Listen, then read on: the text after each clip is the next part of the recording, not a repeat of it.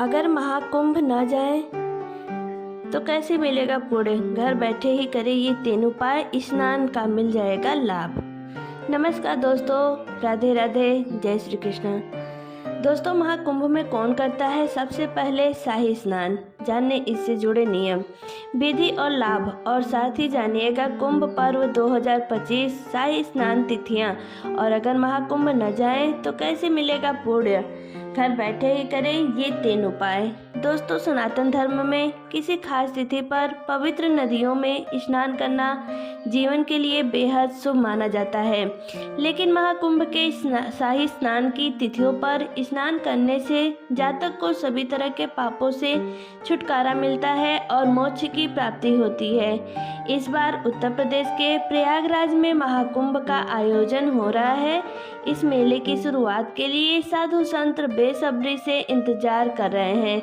ऐसी मान्यता है कि महाकुंभ में शुभ चीजों को घर लाने से घर और परिवार में सदैव सुख शांति बनी रहती है और सभी तरह की समस्या से छुटकारा मिलता है। अगर आप महाकुंभ जाने का प्लान बना रहे हैं तो इस आर्टिकल में बताई गई चीजों को घर जरूर लेकर आएं, जिससे आपका जीवन होगा और सफलता के मार्ग खुलेंगे। हर साल में लगने वाले इस महाकुंभ को बहुत खास माना जाता है, क्योंकि इस महाकुंभ में शाही स्नान करने वाले का अवसर प्राप्त होता है। महाकुंभ में शाही स्नान करना बहुत लाभकारी और महत्वपूर्ण माना जाता है।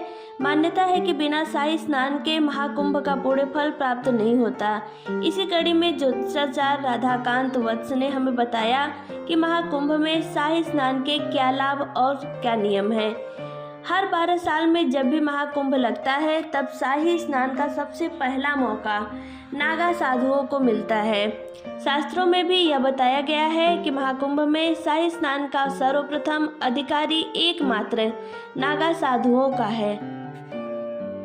महाकुंभ में नागा साधुओं के बाद दूसरे नंबर पर संत समाज स्नान करता है। संत समाज के स्नान के बाद ही गृहस्थ लोगों को स्नान के लिए संगम नदी में उतरना चाहिए। भूल से भी नागा साधु या संतों से पहले स्नान न करें। महाकुंभ के शाही स्नान को राजयोग स्नान भी कहा जाता है।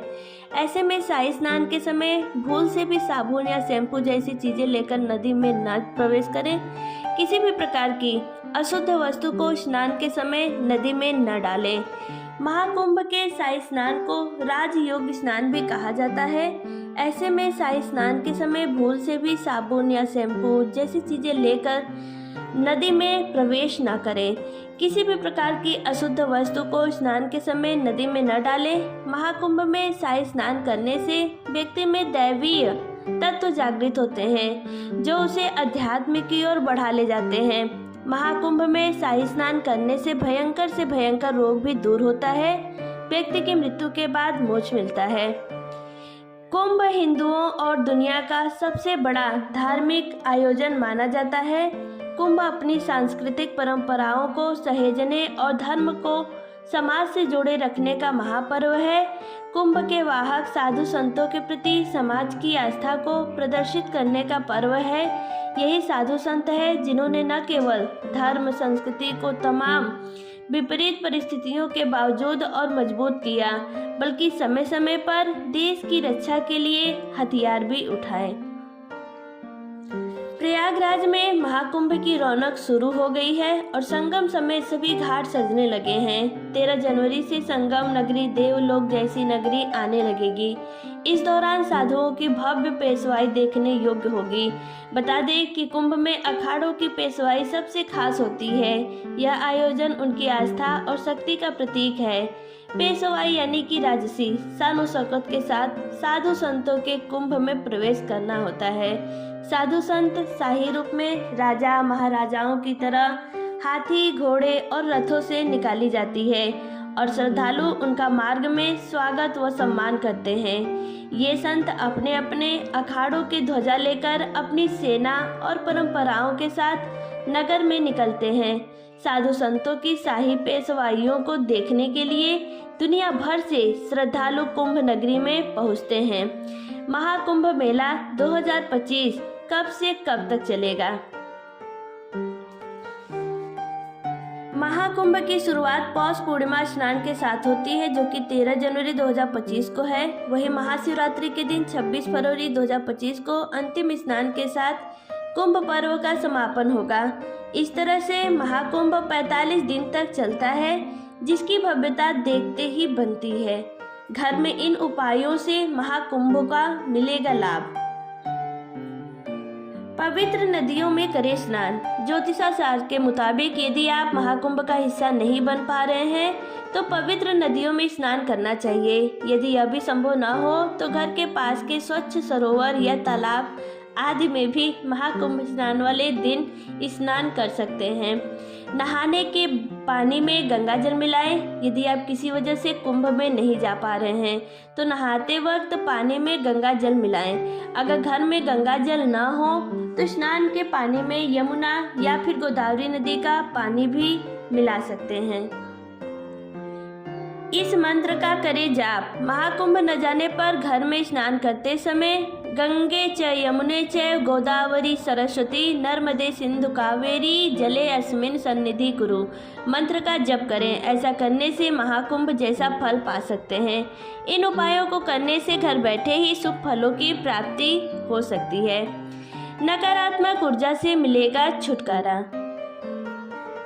प्रयागराज में गंगा, यमुना और सरस्वती का मिलन होता है। इसी वजह से इसे त्रिवेणी संगम के नाम से जाना जाता है। महाकुंभ में संगम घाट पर स्नान करने के बाद जल जरूर लेकर आएं, क्योंकि त्रिवेणी संगम के जल में गंगा, यमुना और सरस्वती का जल होता है।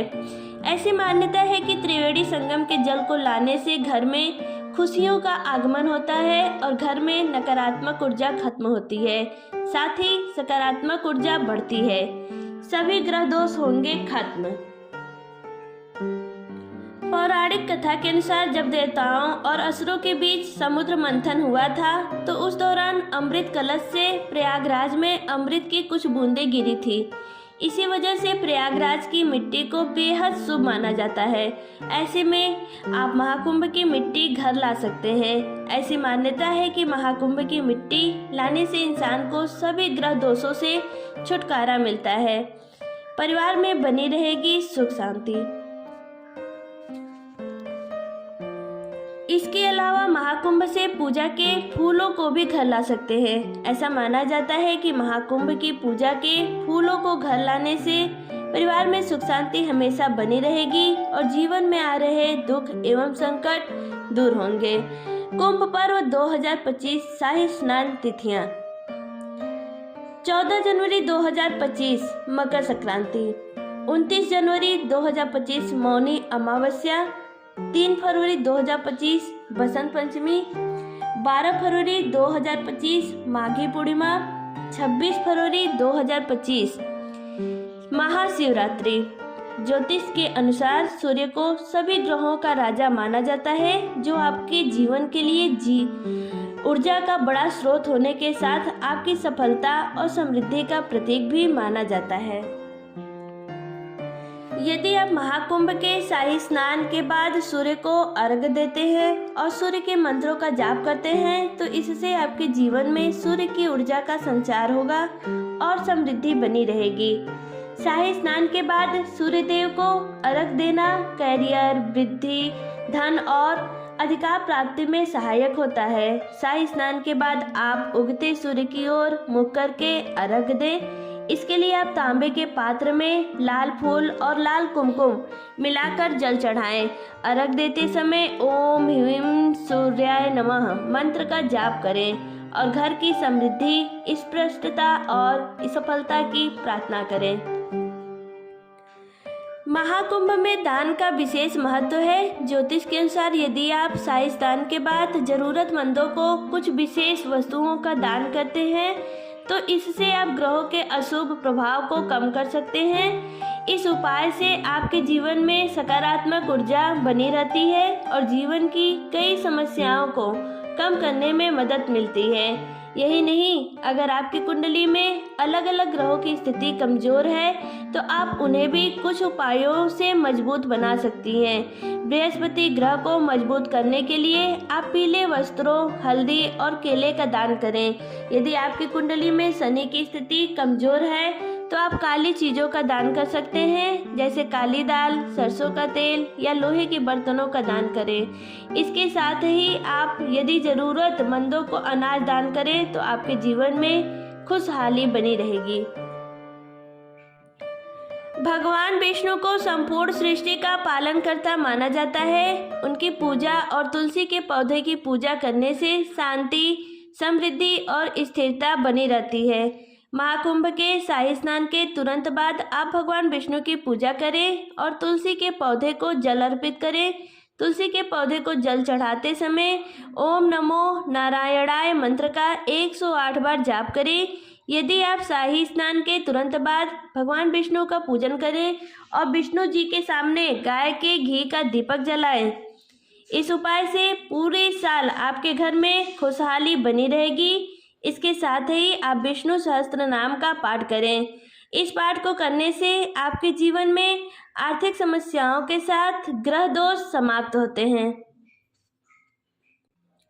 गायों को रोटी खिलाएं और ब्राह्मणों को भोजन कराएं। महाकुंभ के शाही स्नान के बाद अगर आप गाय को रोटी खिलाएंगे और घर वापस आने के बाद ब्राह्मणों को भोजन कराते हैं तो आपके जीवन में सदैव खुशहाली बनी रहेगी।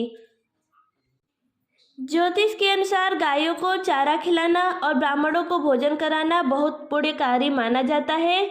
इससे बृहस्पति और शुक्र ग्रह मजबूत होते हैं। महाकुंभ के शाही स्नान के बाद ब्राह्मणों या पंडितों को सात्विक भोजन कराएं और उनका आशीर्वाद लें। इससे आपके जीवन में सदैव खुशहाली बनी रहेगी। यदि आप महाकुंभ के शाही स्नान के बाद गंगा तट पर दीपदान करते हैं या घर के आसपास किसी भी नदी के आसपास दीपदान करते हैं तो आपके जीवन में सदैव समृद्धि बनी रहती है और इससे जीवन की बाधाएं दूर होती हैं। तो इस महाकुंभ के पर्व का आप भी आनंद जरूर लें और इसका भरपूर लाभ उठाएं। मिलते हैं नेक्स्ट वीडियो के साथ, तब तक के लिए नमस्कार।